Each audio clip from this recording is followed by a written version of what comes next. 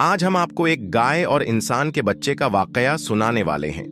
जब लोगों को पता चला कि उमेश नाम के आदमी की गाय ने इंसान का बच्चा पैदा किया है, तो लोगों ने उसके साथ क्या किया और गाय के इंसान का बच्चा पैदा करने का पूरा वाकया क्या था, आइए सुनते हैं।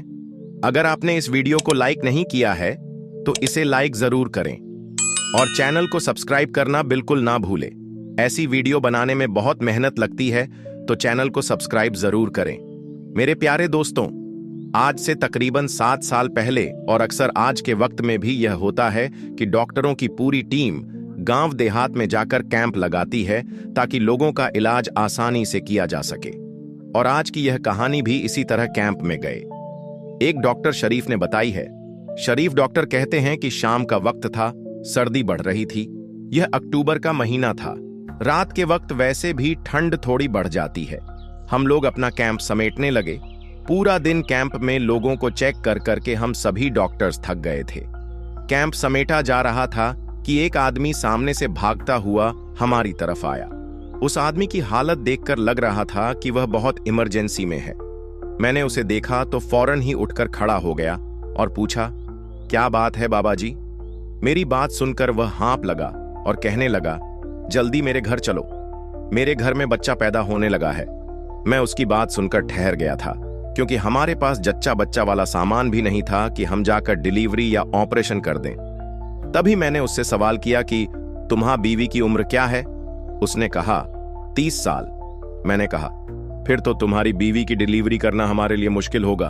हो सकता है कि उसे ऑपरेशन की जरूरत हो सकती है और ऐसे में हमारे पास इस तरह का सामान नहीं है। लेकिन उसने मेरी बात ना सुनी और कहने लगा, सब जल्दी से मेरे घर चलो, मुझे किसी चीज की परवाह नहीं, तुम लोग मेरे साथ चलो, नहीं तो मेरा बच्चा जाया हो जाएगा। डॉक्टर शरीफ आगे कहते कि उसकी बातें सुनकर मैं काफी डर गया था और यह भी समझ गया था कि यह केस काफी मुश्किल होने वाला है।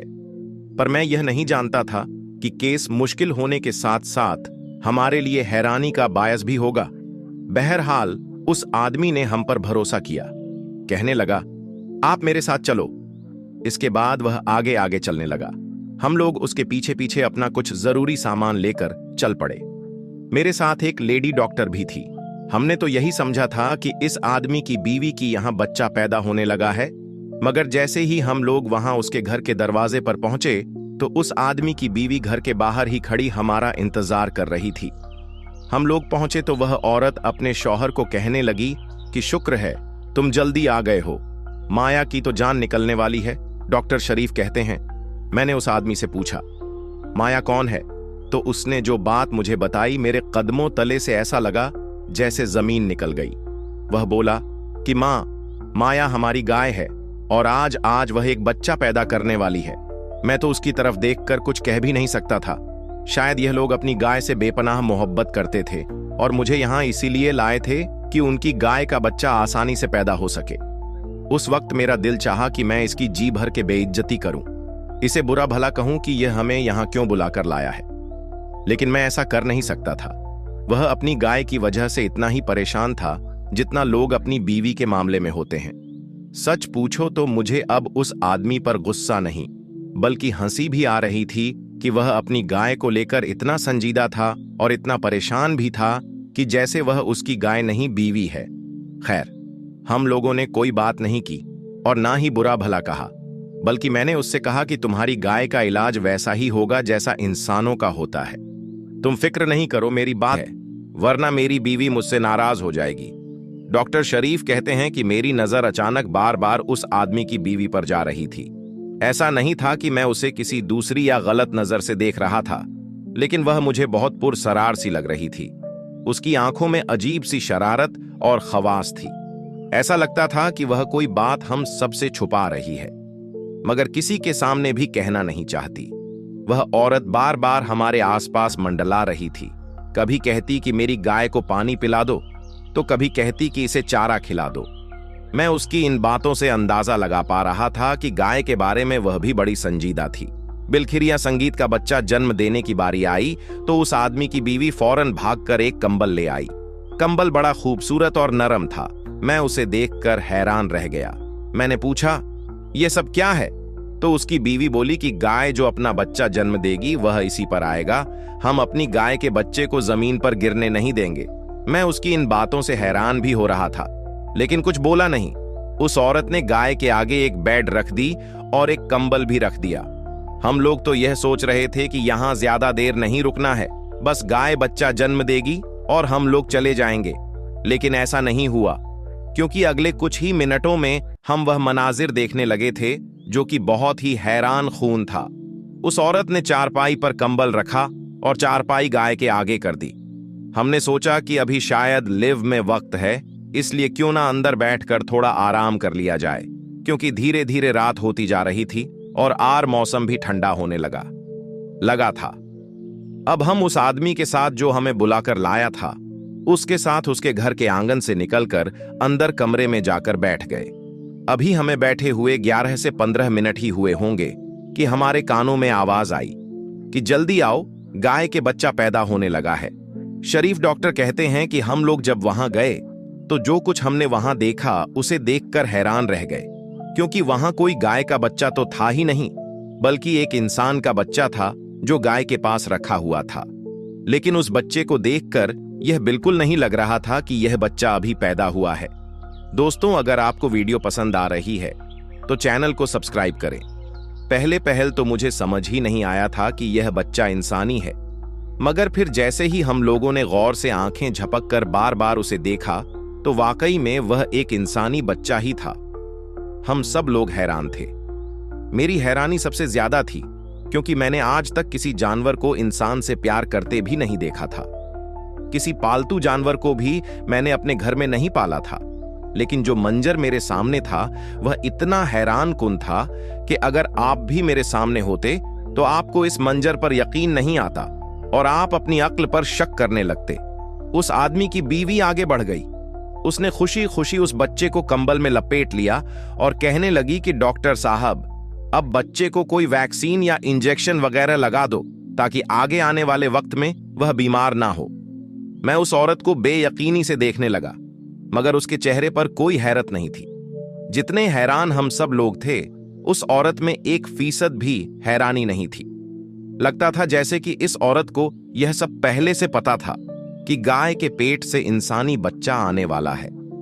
खैर, मैं हैरान खड़ा था और दूसरी लेडी डॉक्टर और उस औरत ने मिलकर बच्चे को अंदर कमरे में पहुंचा दिया और हम लोग बाहर ही खड़े खड़े रहे। हालत अजीब होने लगी।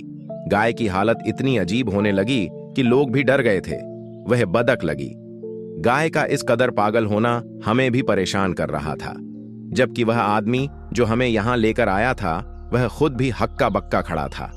ये सब उसकी भी समझ से बाहर था कि यह सब कुछ मुमकिन कैसे हुआ। वह आदमी मुझे देखकर रोने लगा और बोला कि मैं बर्बाद हो गया हूं। आज तो मेरे साथ वह होगा जो जिंदगी में कभी नहीं हुआ। मैं लुट गया हूं, मेरी दुनिया तबाह हो गई। मैं एक कमजोर मर्द हूं। उसकी बातें टूटी फूटी थीं और मुझे कुछ समझ नहीं आ रहा था कि वह क्या कह रहा है। उसका नाम उमेश था।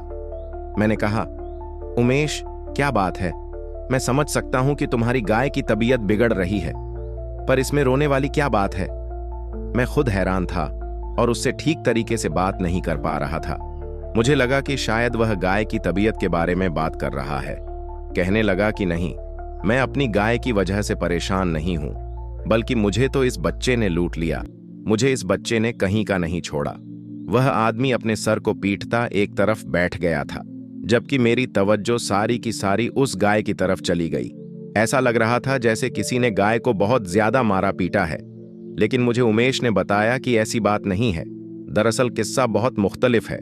आप भी सुनेंगे तो हैरान रह जाएंगे और मेरे ऊपर रोएंगे। उमेश यह कहकर मेरे सामने ही बैठ गया। मैंने उससे पूछा कि क्या माजरा है, इसमें रोने वाली क्या बात है? डॉक्टर शरीफ कहते हैं कि फिलहाल मैं उस बच्चे वाले वाकया को भूल गया था, क्योंकि उसे वह औरत उठाकर अंदर ले गई थी। हमारी एक लेडी डॉक्टर भी उमेश की बीवी के साथ अंदर कमरे में गई थी।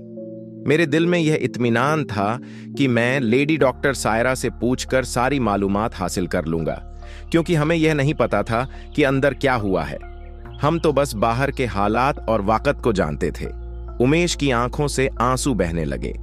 उमेश वह कहने लगा, मेरी बीवी मुझसे जीत गई और मैं हार गया। उमेश की यह बातें सुनकर मुझे हैरत होने लगी। मुझे ऐसा महसूस होने लगा जैसे वह सठिया गया हो। मैंने उससे कहा, तुम मुझे खुलकर बता सकते हो कि क्या माजरा है? मैंने उससे सख्ती से पूछा तो वह रोने लगा। रोते रोते अचानक चुप हो गया और कहने लगा, मैं आपको अपनी कहानी अपने लफ्जों से सुनाने की बजाय एक ऐसा मंजर दिखाऊंगा कि देखकर आपके के भी रोंगटे खड़े हो जाएंगे और आपको मुझ पर तरस आएगा। आप समझ जाएंगे कि मैं किस कदर कमजोर इंसान हूं। इतना कहकर उमेश ने मुझे उठने को कहा। मैं उठा तो वह मुझे अंदर वाले कमरे में लेकर गया, जहां उसकी बीवी डॉक्टर सायरा के साथ खड़ी थी। मैंने देखा कि उमेश की बीवी बहुत खुश लग रही थी। उसके चेहरे पर तो जरा भी हैरानी न थी। लेकिन फिर उमेश ने एक ऐसी चीज मुझे दिखाई जिस पर नजर जाते ही ऐसा लगा जैसे मेरी तो जान निकल गई है। मुझे लगा मैं कोई ख्वाब देख रहा हूं। किसी इंसान की बीवी ऐसी भी हो सकती है। मैं तो कभी ख्वाब में भी नहीं सोच सकता था। खैर, मैं चुपचाप बाहर आ गया। मेरे मुंह पर सिर्फ खामोशी का ताला लगा था। उमेश ने मेरे आगे हाथ जोड़े और कहने लगा, मेरे दोस्त, मेरी मदद करो, वरना मैं बर्बाद हो जाऊंगा। मैं तुम्हारे सामने बहुत मजबूर होकर हाथ जोड़ रहा हूं। तुम मेरी मजबूरी समझ गए हो बीवी को। हरगिज इस बात का पता नहीं चले। तुम ऐसा कर लो कि अपने किसी दोस्त से मशवरा करो इस सूरत हाल के बारे में और मुझे बताओ मुझे क्या करना चाहिए। मेरे पास सिर्फ 1 हफ्ते का वक्त है। उसके बाद मैं मुकम्मल तौर पर बर्बाद हो जाऊंगा। डॉक्टर शरीफ कहते हैं कि उमेश के जुड़े हुए हाथ देखकर मुझे तरस आ गया। मैंने सोचा कि मुझे उमेश की मदद करनी चाहिए।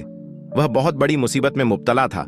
उसकी हर एक चीज खतरे में थी। अगर उसके घर में एक सानी बच्चा आ गया था, लेकिन उमेश की तो जान पर बनी हुई थी। अगर उमेश की जगह कोई भी होता तो ऐसा ही सोचता। मैंने उमेश से वादा किया कि मैं उसकी मदद करूंगा।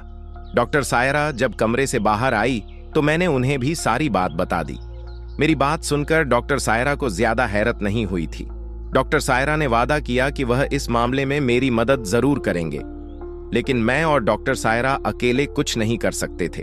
हम लोग जब शहर पहुंचे, हमारे पास उमेश की मोबाइल नंबर भी था। हमने जाकर उसके बच्चे की बनाई हुई तस्वीरें और वीडियो बाकी डॉक्टर्स को भी दिखाई। वैसे तो वह अब भी हमारे जैसे ही डॉक्टर्स थे, लेकिन हमारे ग्रुप में एक सीनियर डॉक्टर भी थे जिनकी उम्र 30 से 40 के दरमियान थी। वह इन मामलात को फौरन समझ जाते थे। बच्चे की तस्वीरें और डिलीवरी की कहानी सुनने के बाद डॉ सरफराज ने हमसे कहा कि हमें इस मामले में नहीं पड़ना चाहिए। यह सुनकर मुझे बड़े हैरत हुई, क्योंकि हम उमेश की मदद करना चाहते थे और डॉक्टर सरफराज ऐसी बातें कर रहे थे। यह तो खुदगर्जी हुई, सरासर खुदगर्जी है। आपको कुछ तो एहसास करना चाहिए। मेरी बात सुनकर डॉक्टर सरफराज मुस्कुराए और बोला, मैंने ये कब कहा है कि तुम लोग उसकी मदद ना करो। मैं सिर्फ इतना कह रहा हूं कि यह मामला तुम लोगों के बस की बात नहीं है, क्योंकि तिब्बी तौर पर तो आज तक ऐसा नहीं हुआ कि किसी जानवर ने या फिर किसी गाय ने इंसान का बच्चा जन्म दिया हो। इसीलिए इस काम में पढ़ने की बजाय तुम लोग किसी मौलाना को पकड़ो या गांव के किसी बुजुर्ग से बात करो। उनसे यह सारी कहानी बयान करो और उनसे कहो कि वह उमेश की मदद करें, और उसकी बीवी की हकीकत भी उस वक्त तक मालूम नहीं होगी जब तक तुम लोग किसी मौलाना से या बुजुर्ग से राब्ता नहीं करते, क्योंकि यह मामला मेडिकल से बाहर है। डॉक्टर सरफराज की बात अब मेरी समझ में आ गई थी। सायरा ने भी मुझसे कहा कि किसी मौलाना या बुजुर्ग से बात करनी चाहिए, क्योंकि ऐसे मसाइल में उनका मशवरा लेना बड़ा जरूरी होता है। मैं भी यह बात समझ गया था। मेरे पास वक्त कम था, मेरी मसरूफियत भी बहुत ज्यादा थी, लेकिन मुझे उमेश के जुड़े हुए हाथ याद आ गए। उसने मुझसे बहुत बड़ी बात कही थी। उमेश ने कहा था कि मेरे दोस्त मुझे बर्बाद होने से बचा लो। इसीलिए मैंने मौलाना साहब के सामने जाकर सारी कहानी बयान कर दी। सारी बात सुनने के बाद वह भी हैरान हो गए। कहने लगे, मैंने आज तक ऐसी किसी चीज के बारे में नहीं सुना। पहली बार मैं तुमसे सुन रहा हूं। मेरे पास कई केस आए हैं, लेकिन जो तुम बता रहे हो कि एक गाय ने इंसानी बच्चा जन्म दिया है, ऐसा मैंने पहली बार सुना है। लेकिन मैं तुम्हारे साथ चलने को तैयार हूं, क्योंकि उमेश भी मुसलमान है। उसके नाम से मुसलमान नहीं लगता था, लेकिन उमेश भी एक मुसलमान है और हमें उसकी मदद इस मुश्किल घड़ी में जरूर करनी चाहिए और पीछे नहीं हटना चाहिए। अल्लामा साहब की बात सुनकर मुझे बड़ा हौसला हुआ। मैंने उनको वह चीज भी दिखा दी जो उमेश ने मुझे दी थी। मैंने उमेश की चीज अल्लामा साहब को दे दी। वह भी बड़े हैरान थे। कहने लगे कि हमें जल्द से जल्द वापस उमेश के गांव चलना होगा। हम लोग अगले ही दिन एक बड़ी सी गाड़ी बैठकर उमेश के घर की तरफ रवाना हो गए। उमेश का घर अगरचे यहां से काफी दूर था, लेकिन हमने गाड़ी तेज रफ्तार से चलाई। कुछ ही घंटों के बाद हम उमेश के घर के सामने मौजूद थे, मगर वहां पर लोगों का हुजूम देखकर हम लोग हैरान हो गए थे। उमेश के घर के बाहर बहुत सारे लोग जमा थे। हमें लगा कि शायद कोई नागनी आफत आ गई होगी। खैर, हम लोग गाड़ी से नीचे उतरे। देखा तो उमेश के घर में बहुत सारी बातें हो रही थीं। पूरे गांव के लोग जमा थे और लोग आपस में बातचीत कर रहे थे। सब लोग उस बच्चे को देखने आए थे, जिसके बारे में यह मशहूर था कि यह बच्चा गाय ने जन्म दिया था। उमेश की बीवी खुशी खुशी सबको वह बच्चा दिखा रही थी। उसकी आंखों में एक अजीब सी मस्ती थी। उसके वजूद से ममता तो बिल्कुल न छलक रही थी। लगता था जैसे किसी खिलौने को उठाकर फिर रही है, मगर मैं उसकी हकीकत से अभी तक वाकिफ नहीं था। अल्लामा साहब ने कहा कि वह उमेश से बात करेंगे, मगर अकेले कमरे में, और हमें भी कुछ नहीं बताएंगे। उमेश जब अल्लामा साहब से मिला तो बड़ा खुश हुआ। अंदर कमरे में जाकर तन्हाई में उनसे बात करने के बाद जब वह बाहर आया तो उसके चेहरे पर एक अजीब सा रब और खुशी थी। उसने सबको बुलंद आवाज में पुकारा और कहने लगा, घर से यह तमाशा खत्म करो, तुम लोग यहां से चले जाओ। जब मैं कहूं तो वापस जाना। इस तमाशे से भी बड़ा तमाशा देखने को मिलेगा। उमेश की बात सुनकर सब लोगों ने मुंह में उंगलियां दाब ली कि इससे बड़ा तमाशा क्या हो सकता था। डॉक्टर शरीफ आगे कहते हैं कि अल्लामा साहब ने उमेश को ऐसी क्या बात बोल दी। मैं भी सोचने लगा, अल्लामा साहब ने यह बात मुझे भी नहीं बताई थी। हमें भी घर से बाहर निकाल दिया गया। मैं और डॉक्टर सायरा गाड़ी में आ गए थे। हम लोग इंतजार भी कर रहे थे कि कब यह राज खुलेगा। मुझे सबसे ज्यादा बेसब्र से इंतजार इस बात का था कि उमेश की बीवी के कब असली रंग सबके सामने आएंगे और हमें भी उसकी असलियत देखने को मिलेगी। गांव वाले सब हैरान थे, मगर किसी को यह नहीं पता था कि असल वाक क्या है। जो भी आता वह उस गाय को देखता और इस माजर को देखकर अश्कर उठता था। इंतजार करते करते दिन ढल गया और रात होने लगी। तभी उमेश ने खुशी खुशी हम सबको घर में दाखिल होने के लिए कहा था। जब हम लोग घर में दाखिल हुए तो घर का मंजर ही अजीब सा था। पूरे घर में मोमबत्तियां जलाई गई थीं। एक हिसार खींचकर उमेश की बीवी को उसके अंदर बिठाया गया था, जैसे कोई मुजरिम किसी कटघर में खड़ा होता है। उमेश की बीवी भी वैसे ही खड़ी थी और अल्लामा साहब कुछ फासले पर कुर्सी पर बैठे हुए थे। उनके चेहरे पर एक सन्नाटा और रौब तारी था। कुछ देर बाद उन्होंने उमेश से खाना तेल मंगाया, जो काफी देर से आग पर गर्म हो रहा था और उबल कर लाल हो रहा था। जो तेल उमेश की बीवी के कान में डलने वाला था। जब नसीब यह सब पता चला कि यह तेल मेरे कानों में डाला जाएगा, तो वह चिल्लाने लगी और कहने लगी, यह सब बंद कर दो, मैं सब कुछ सच सच बताती हूं।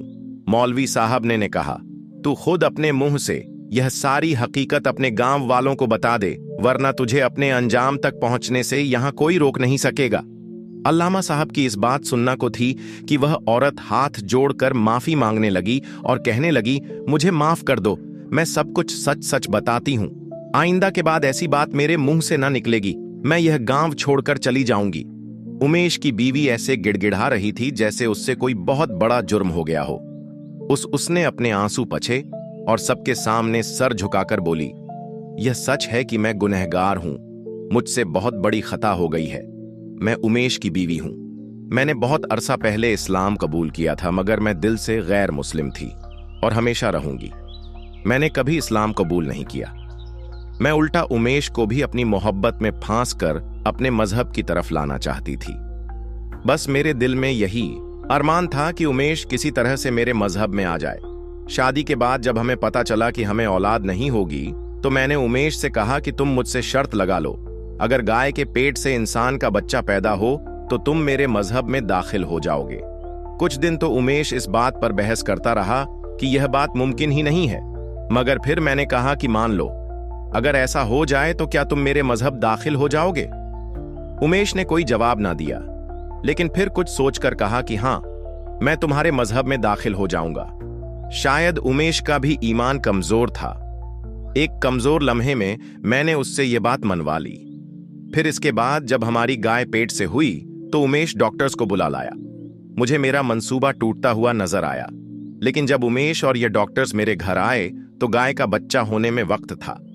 इन लोगों को बात में लगाकर किसी तरह अंदर भेज दिया, और जैसे ही यह अंदर गए तो मैंने गाय के बच्चे को निकालने का काम शुरू कर दिया, और गाय ने एक गाय का ही बच्चा पैदा किया था। मैंने उस बच्चे को लिया और अंदर वाली कोठ में छुपा दिया, और एक इंसान का बच्चा जो मैंने पहले से ही लाकर वहां रखा हुआ था वह लाकर गाय के पास रख दिया और शोर मचा दिया कि जल्दी आओ, गाय ने बच्चे को जन्म दे दिया है। अब उस औरत की असलियत सबके सामने आ चुकी थी। उमेश से अल्लामा साहिब ने माफी मांगने का कहा, तौबा करने का कहा, क्योंकि ईमान तो उसका भी कमजोर था। उसकी बीवी ने मुंह से अपनी हकीकत बता दी थी, वरना पता नहीं बेचारे उमेश का क्या होता। दोस्तों, वैसे तो इस कहानी की कोई असल नहीं है और यह फर्जी कहानी है, लेकिन इसमें हमारे लिए काफी सबक है। सबसे पहले तो अपना ईमान मजबूत रखो, और दूसरा, जब आपका हिंदू या मुसलमान भाई परेशान हो, उसको मदद की जरूरत हो, तो उसकी मदद जरूर करो। ये वीडियो आपको कैसी लगी कमेंट बॉक्स में जरूर बताएं। वीडियो को लाइक करना, साथ ही Ananya Bharati inspired YouTube channel को सब्सक्राइब कर ले। अल्लाह हाफिज।